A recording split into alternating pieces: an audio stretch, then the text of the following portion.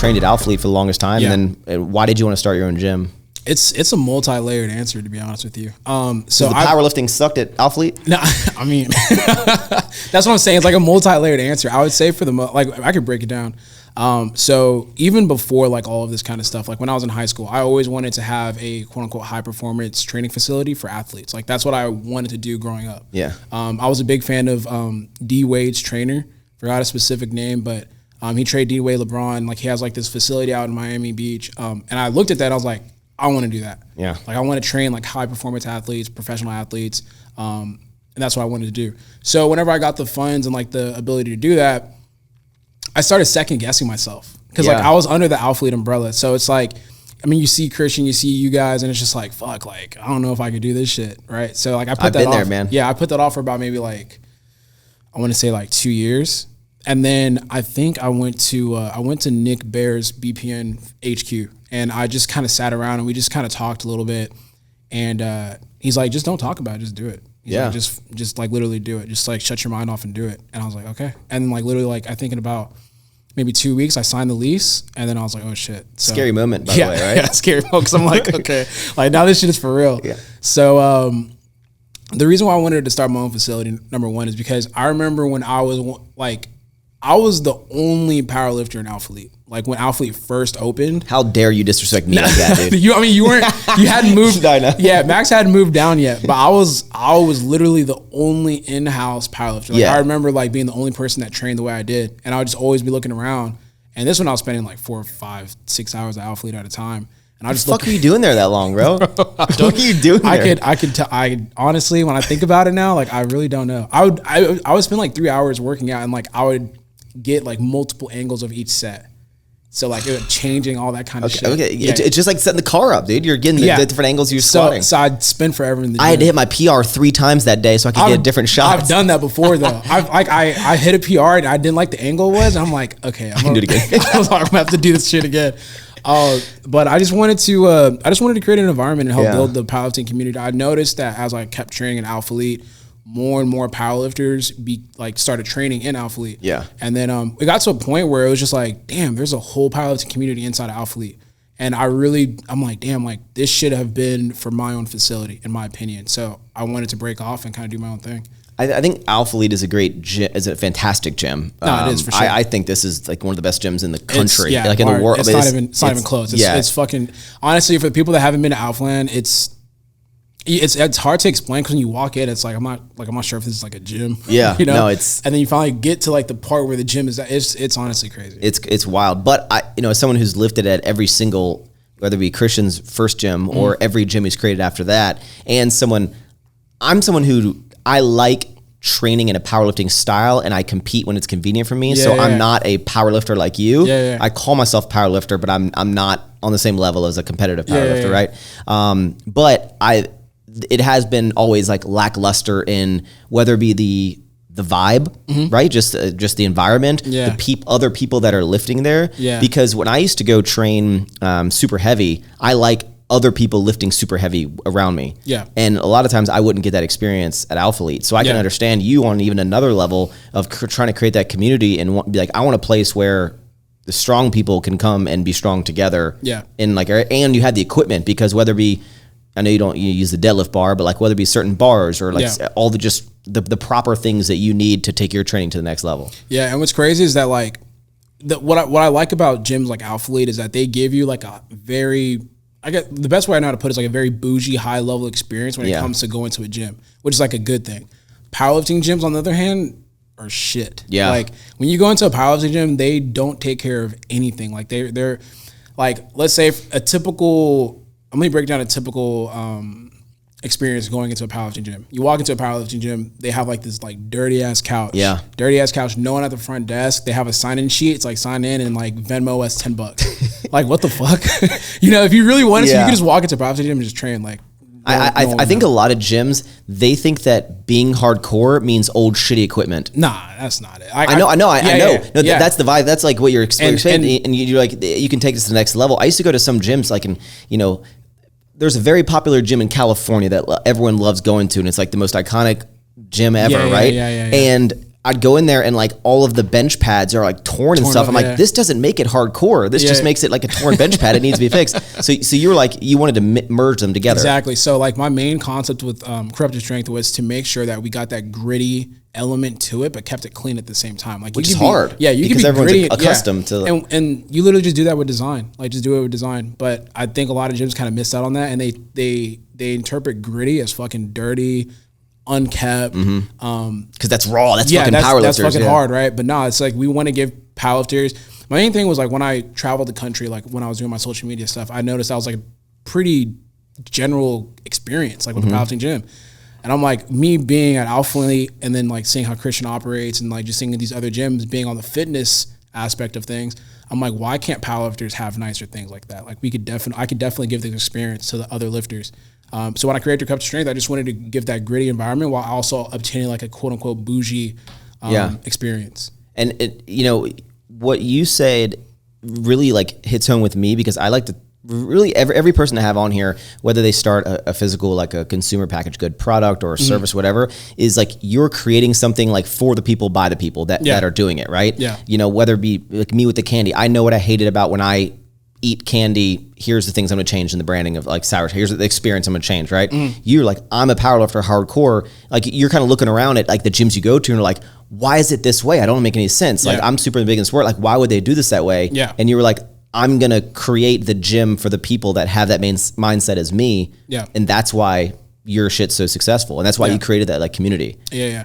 And that's the biggest thing for me. It's just like, if you're able to, and just in business in general, if you're able to find a need and then fulfill that need, I mean, you're just solving problems. Yeah, dude. You're solving problems. So it's like, you're going to have a successful business. And with yours being it's a powerlifting gym, right? It's not, it's pretty powerlifting heavy. I would say that the average like mom that wants to tone after soccer practice, that's not the gym for her. Nah, you would have to be a pretty experienced level lifter to come through and lift if you aren't a powerlifter. Yeah. Well, I'll tell you one thing. I've trained a couple times at your gym, and like when I was on my powerlifting prep, like one thing I loved about your gym is like I wanted to be around people that were like, you know, like you always want to be surrounded by people who are doing better than you in life, like a little bit motivates you. You know, it does. It pushes me. Why the fuck do you think I moved to Houston, bro?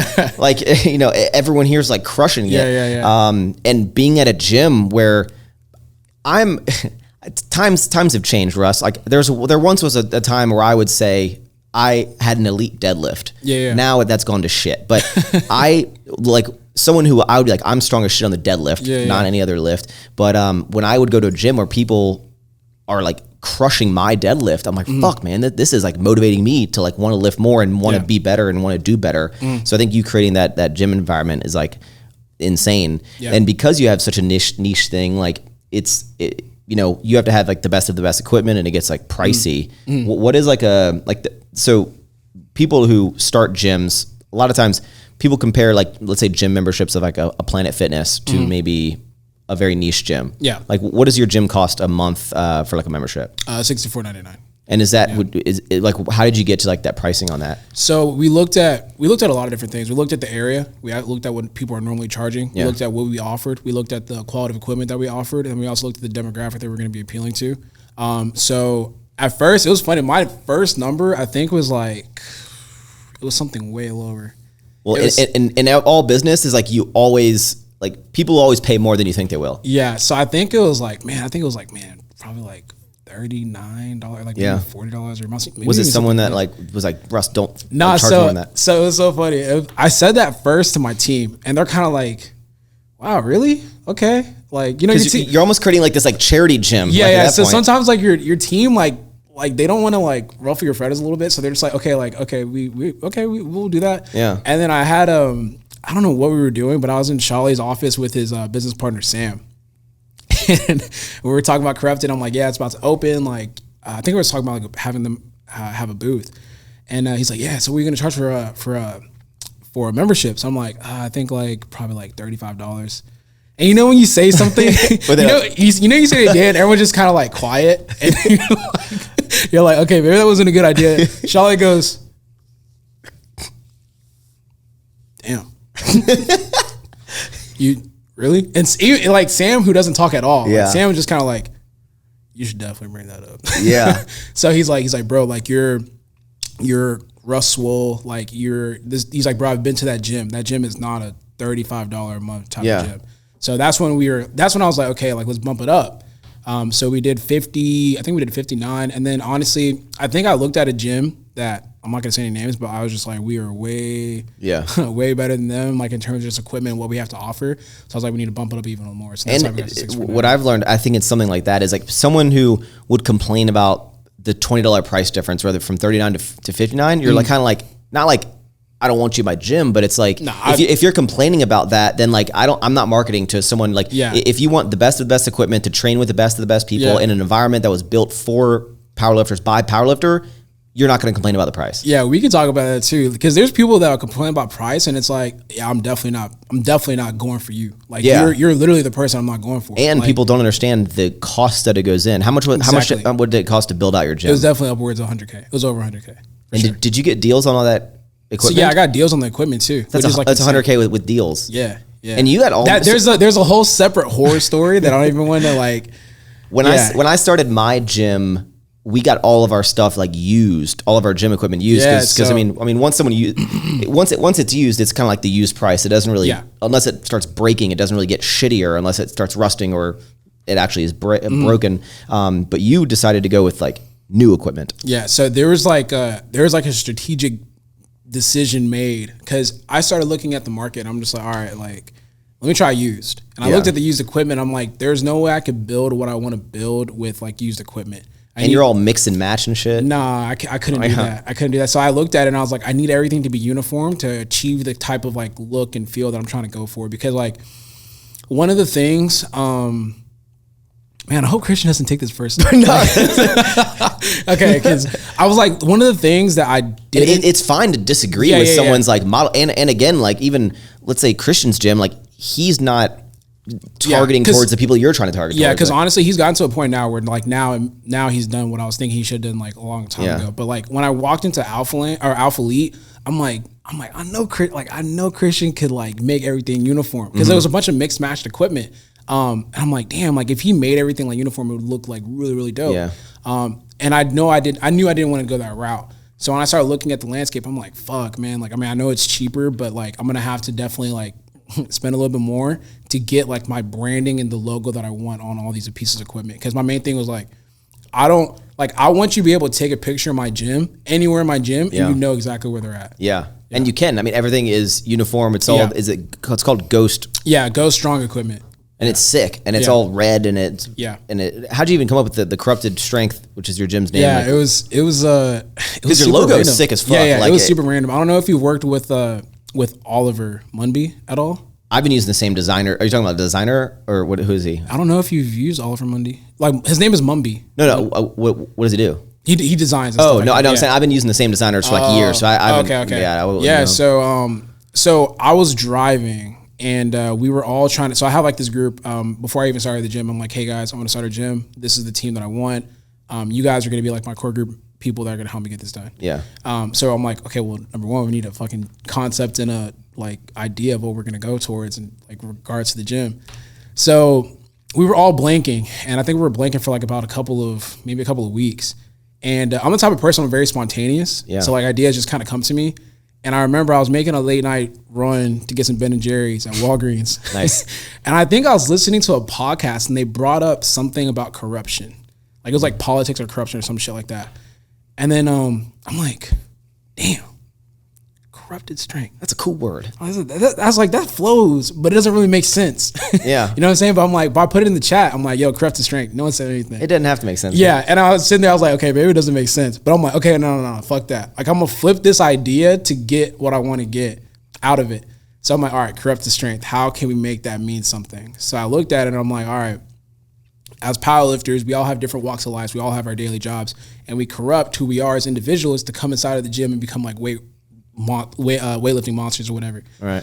So that's where that concept came about. And I've always been a fan of like Japanese culture and like anime and all that type of stuff. So the logo was a Oni mask, which is like to ward off like bad spirits and all that kind of stuff. Yeah. So then I sent that over to the designer. He created a whole brand manual for it, and then that's how Corrupted Strength came about. So you like to name so much that Yeah. you're like, I'm gonna make people understand. Yeah. I'm gonna make up a meaning of why I called it this. But that's kind of what I do when I think about it. Like I create something that kind of flows together properly the way that I like it, and I'm like, okay, now you could just come up with the meaning that kind of flows with that name. You know, it's wild whenever you think of any name of whether it be a gym, clothing, whatever. When you're first launching it, names always sound kind of a bit goofy. Yeah, right. Do, and now, if you look back, you're like, I can't imagine it be called anything different. Yeah, like what else do I call it? Like what the fuck is? I mean, we know what a Nike is, but like Nike, like you weren't gonna call it like the Russ Gym or the there's Swole Fest. Yeah, I did. I asked people, I'm like, what should I call it? And they're like, they gave you like the worst names, like the Get Better Today Gym, or like, I don't know. I just wasn't feeling that. I'm like, I don't know. That sounds kind of just. That's actually funny. When I was creating District Barbell with my buddies, I asked people for names, and they were like, "Yeah, the Everford Gym," and I was like, "Yeah, it just." But dude, who knows? Maybe if I'd called it that then, now I'd be like, "Dude, fuck yeah, the EF Gym, dude, it was sick." Yeah, like, I don't know, but like it sounds goofy, like thinking about it. Yeah. But it's crazy. Like started this place, and now are you looking to expand it or? Nah, I want it to be.